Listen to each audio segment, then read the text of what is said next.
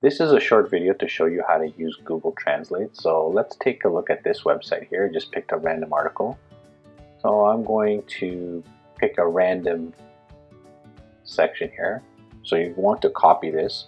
You would hit Ctrl and C at the same time. And then just go to translate.google.com. Now that you are on Google Translate, you can leave this here as detect language. It does a really good job at picking or finding the language. And here you will select whatever language you want it to translate to. So for the purpose of my class, I'm going to pick Urdu.